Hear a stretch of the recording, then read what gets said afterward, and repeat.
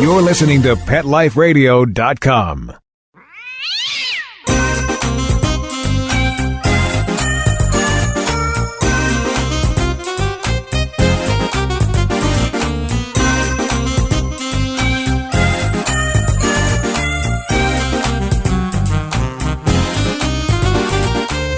Welcome to 9 Lives with Dr. Cat on Pet Life Radio.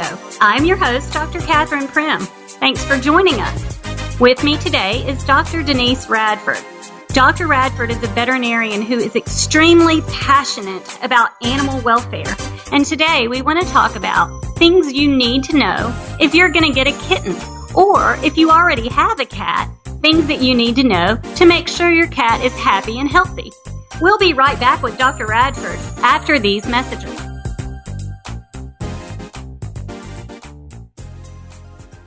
Not pumped about cleaning the litter box? Try World's Best Cat Litter Zero Mess, the litter that gives you 2 times better clumping and more odor control with less litter. That's right. You scoop once and you're done. No chiseling, no scraping, no crumbling, no problem. Looking for fast and easy litter box cleanup? Zero Mess. Try it. You're welcome in advance. Save $2 on World's Best Cat Litter. Visit www.saveonworldsbest.com. Let's Talk Pets on PetLifeRadio.com.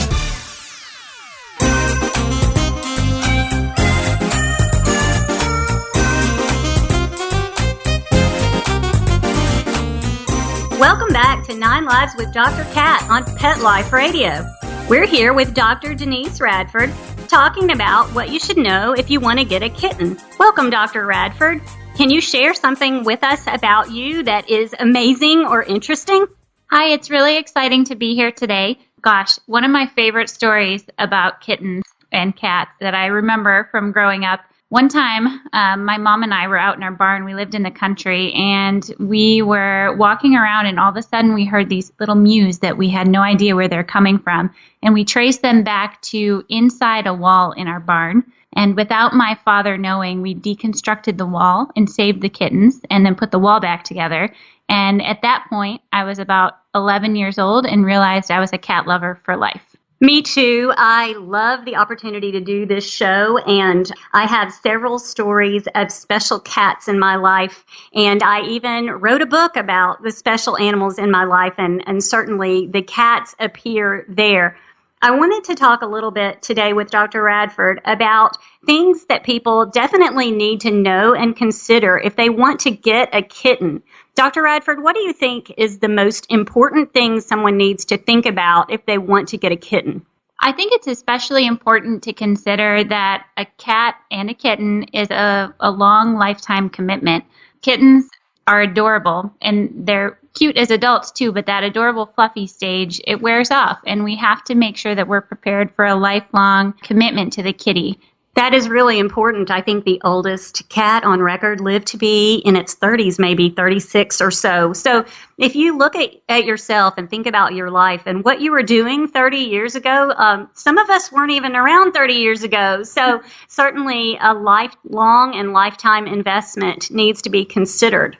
Yeah, I think so. And, it's pretty common for me to see, I wouldn't say common, but I have seen cats that have been 22 and 23 years old just in my career so far. So it's not just a one-time thing for the cat to make it to 36. It can happen often. And I think that we also have to consider, a lot of different bills can add up, even if you just consider the cost of cat food over those 23 years, that can add up. And we have to make sure we're being responsible and we can financially afford an additional fur baby and not just emotionally afford them. I think we have to also think about what their life is going to be like. Maybe where we live right now is not where we're going to live in 20 years. Dr. Radford, do you think that cats need a special kind of environment to be happy? Absolutely. Some people even say that cats aren't actually a domesticated species. And so we have these kind of more wild creatures. And if we strap them in an apartment with no windows and no toys and no exciting places to chase down their food, they can become really bored and frustrated and maybe even destructive. So not every living situation is a perfect place for a pet. And it's especially important to obviously look and see if you're renting, are you allowed to have cats show up in the shelter system all the time because the landlord figured it out? What about where you might look for this perfect kitten? I know that I personally am a huge believer in rescuing animals because saving animal lives is really what we do and what I do. And I've always wanted to be a veterinarian, and I've always loved cats. So where do you think someone who wants a kitten should start? That's a really great question. And I think wherever the kitten came from, it can have a lot to do with how easy or hard your life as a pet parent may end up being. A lot of people end up rescuing cats from the outside. I was reading from the Humane Society recently that upwards of 65% of cats are actually taken from their backyards. People bring them into their house and make them pets. But I think if you're actively looking for a cat, my very favorite place to start looking is a local shelter, or if you're looking for a purebred cat, a breed-specific cat rescue.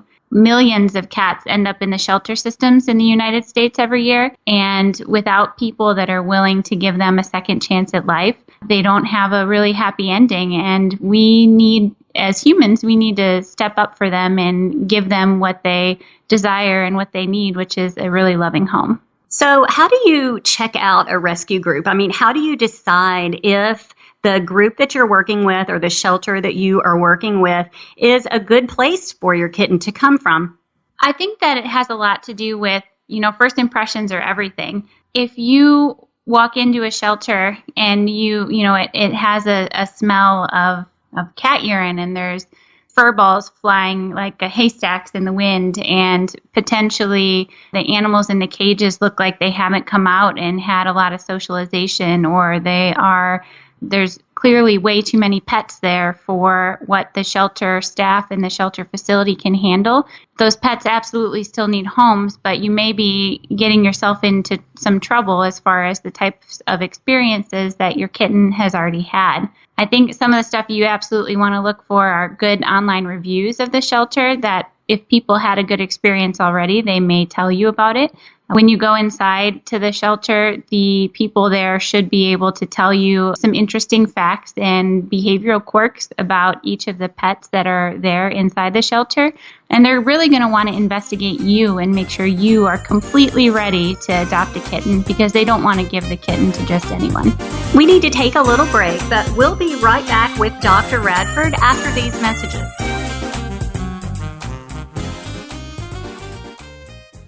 Molly, here's your dinner. Zeus, that's not your food. Don't let that happen to your precious cat. Elevate your cat's eating experience with the Cat Tree Tray. The Cat Tree Tray keeps your cat's food off the floor and conveniently located on the cat tree. It's the perfect way to eat. It's a beautiful wrought iron tray that easily attaches to your cat tree and keeps dogs and other critters out of your cat's dish. A must for multi-pet households. There's a 6-inch tray for large bowls and a 4-inch tray for smaller bowls. Purchase your Cat Tree Tray today. Go right now to cattreetray.com. That's cattreetray.com. cattreetray.com. Hanukkah, the German Shepherd that I rescued, was stinky, skinny, and scrawny, full of skin rashes and scratching. And I started feeding Hanukkah Dinovite, and he became such a happier, itch-free, stink-free dog that I dug deeper into the website. DINOVITE.com. What if, in addition to Dinovite, we do the raw beef and the egg diet and see what happens? Forget all these 50-pound bags of formulated, extruded, processed cereal bits that cost a ton of money anyways. This dog's as close to a wolf as you can get. They're carnivores. With just the raw meat and the eggs and the Dinovite and Super Omega on top of it, it just balances out his body and his mind and his spirit. It's unbelievable. Hey, if you're thinking about rescuing a dog, you got to start them out on Dinovite, DINOVITE.com. 859-428-1000. DINOVITE.com. Let's talk pets. Let's talk pets On Pet Life Radio. Pet Life Radio. PetLifeRadio.com.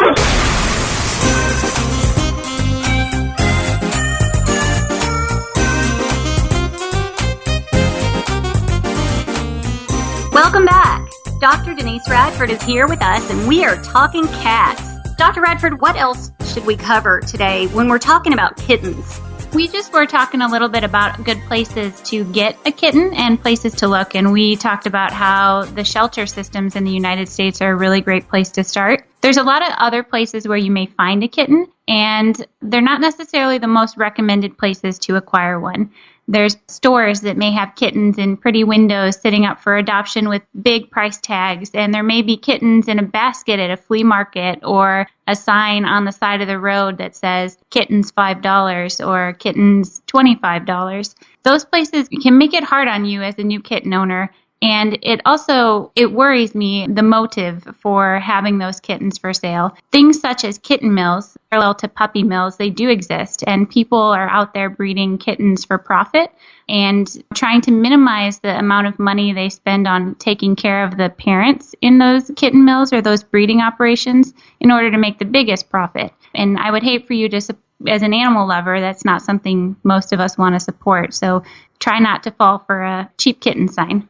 Well, I think it is important also to know that reputable rescues will do some basic veterinary care for their adoption candidates. And I actually have a story about a kitten that I rescued. I've always loved Siamese kittens. And I rescued a kitten, and the kitten was actually too young to have received his vaccines yet when I got him. And I brought him to work with me and carried him around in my pocket, and he hung out in my office while I was seeing patients, and we were just crazy about this kitten. And he kind of looked like a Siamese cat. I've always really loved the cats with the chocolate pointed ears, and I think it's super fascinating, the science behind why their ears are chocolate. So I got this kitten with the biggest chocolate ears, and my husband called him Emerson because he said, "Emerson, big ears," on that kitten. And I brought him to work with me. And sadly, one of the days that I had him here, a client came rushing in with a kitten that she had found on the side of the road, just really in a bad state. And of course, I rushed to the aid of the kitten, and I never really gave a thought to the fact that Emerson was in my office and had not been vaccinated yet because he was just too little. And to make a long story short and to skim over the heartbreak, my kitten ended up getting panleukopenia from this little sick stray kitten that my client brought in. And Emerson did not survive despite some very heroic efforts medically. He did not survive. So I thought that panleukopenia was a thing of the past. I had not diagnosed it before that day for about 15 years. But because people have decided that they want to stop vaccinating or that veterinarians are over-vaccinating cats, disease has sort of resurged. And unfortunately, the stray kitten and Emerson paid for that with their lives. Dr. Radford, have you had any experience along those lines? Absolutely. I have seen in a couple of rescue situations entire litters with panleukopenia that have come from the streets at previous jobs. And so that disease absolutely is heartbreaking, and it's resurfacing, and it's detrimental. And I think we all have to remember that a lot of times, even when we adopt from a reputable place or a really great, excellent breeder, the kittens just purely aren't old enough to have all of their basic early life pediatric health care yet. And so even when you take them home, if the rescue says that they're up to date on vaccines, that may not mean that those vaccines are completed. And you should definitely take them to your veterinarian to have them looked over. Yes, see your own veterinarian right away with any new kitten, because everyone's veterinarian will be a specialist, an expert on the diseases that are a problem in your area. So don't skip that relationship with your own veterinarian, and don't just assume that because the pet is said to be fully vetted or current on vaccines, that he's current for a year or more. Make sure you ask your own vet. And even if the newly adopted kitten or pet doesn't need any vaccines at that visit, it's still a really great time to establish a relationship with your veterinarian. If you're established at a vet's office, then they are more likely to be able to see you on a completely emergency basis in the future. And also, it's a happy visit for your kitten. So they get to come and everyone in the office gets to play with them, which is one of our favorite things to do. And the kitten doesn't have anything very stressful happen, and it can set you up for successful visits in the future. So, Dr. Radford, I wanted to reach out to those people that maybe have already adopted a kitten and now it's a cat, and talk about some of the things that they can do around their house already now to make the cat's life better or make the cat happier. Maybe some enrichment ideas. Do you have any information about that? Yeah, so I think this is one of the most exciting things about cats, and we touched base on it a little bit earlier. Cats, some people would say that they're not even really domesticated. What are your thoughts about that, Dr. Prim? Well, they did actually sequence the feline genome or the DNA of a cat, and they did some pretty exciting things that literally proved that your cat is just not very evolved, so to speak, from his wild ancestors. So dogs are different. They have sort of evolved with human beings, and they are now different from their wild ancestors. The DNA of a domestic dog is very different from the DNA of a wolf or a wild canine. But the DNA map of a domestic cat, like my cat or Dr. Radford's cat, is not all that different from his wild ancestors. So truly, down to the genes, your cat is a wild animal. And I just think that's the most exciting and sometimes most difficult thing about owning a cat. We don't really own them in that sense. It's kind of more like they agree to live in our apartment with us. And so we have to figure out what's going on in their wild little brains and figure out a way to make them happy living inside. I think a couple really important things are to remember that cats are climbers, and they love what we call vertical spaces in veterinary medicine. So a cat can look at this giant room, maybe the size of a basketball court, with nothing to move up on, and they don't see anything that looks exciting to them. But if you put a dresser in there that they can jump up on, or a cat perch, or a window perch, somewhere where they can safely go in the vertical direction, it actually decreases stress in them and it makes them happy, and it's a form of enrichment for them. I think it's really important to think about life through the eyes of a cat.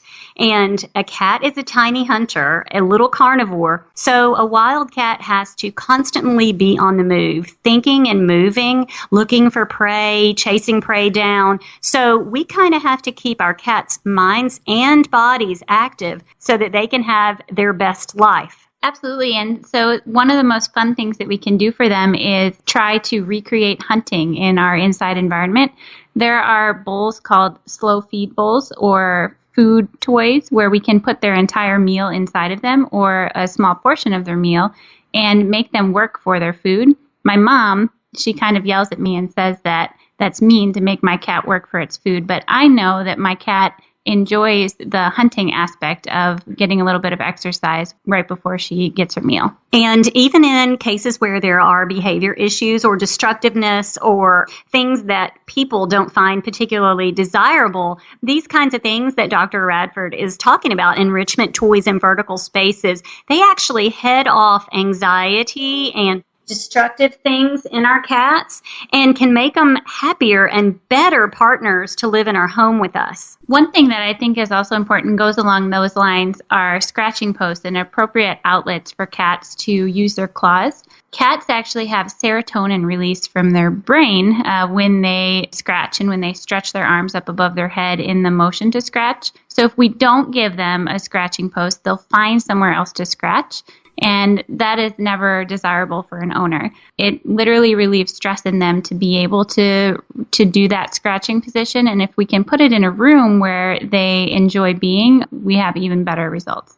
I know my cat, the first thing he does when he wakes up is scratch. And I have an appropriate scratching object for him where it's okay for him to scratch. So yes, if you can accept that as a natural cat behavior and something that helps them have a sense of well-being, and then provide an appropriate place for that to happen, everyone is happier and has a better chance at their happily forever after. And if you get a new couch, you're best off putting a scratching post right next to it, right at the beginning, because the cat typically prefers the scratching post over your couch or other object. It's really cool. I love to throw in the science. Cats actually have glands in between their toes where when they scratch something, it sort of labels it or marks it as safe or desirable. And I know my cat absolutely scratches the same place, the same item every day. And he seems kind of out of sorts if I prevent him from doing that. If I want to stop and pet him or whatever, he wants to do that first. So that is a very important thing. Cats are also kind of funny and territorial about their litter boxes. So they're very particular about where they think is safe to potty. And sometimes it goes along that same route. When a cat is covering up their business by scratching, they're releasing some of the scent into that area. And so they mark it as their territory. And if a cat is not using the litter box, obviously you should first take it to the veterinarian, but it may be something as simple as they don't like where you've placed the litter box. They don't feel safe there. Maybe they don't think that litter box is in their territory, and so we need to work on that for them. Or maybe they feel threatened by another cat in the house because the litter box is in the other cat's territory.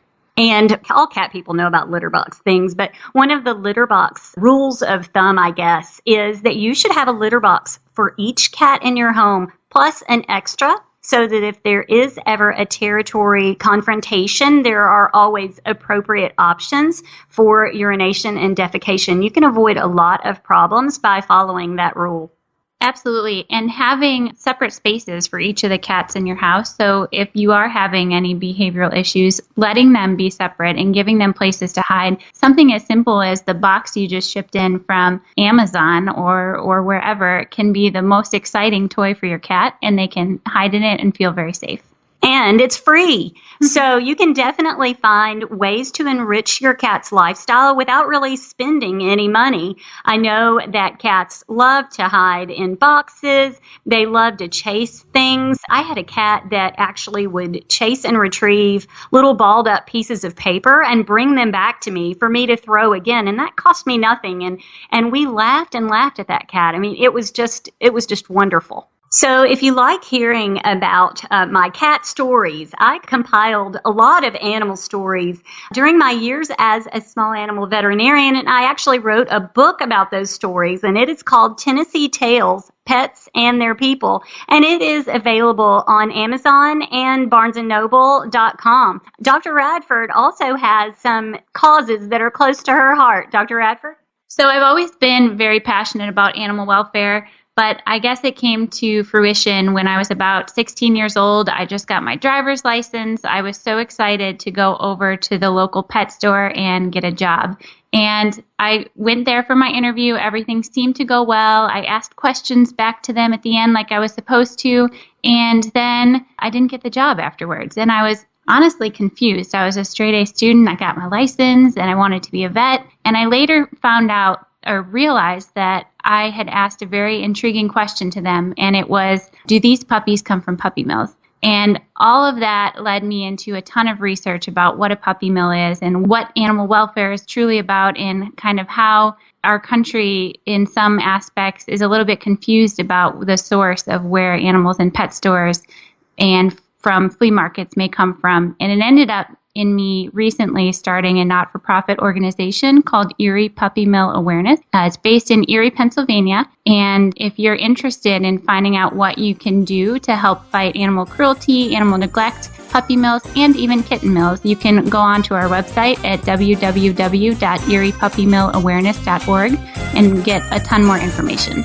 So it looks like we're about out of time today. I definitely want to thank Dr. Radford and our producer, Mark Winter, for making this show possible. And I want everyone out there to go out and have a perfect day. Let's Talk Pets, every week on demand. Only on PetLifeRadio.com.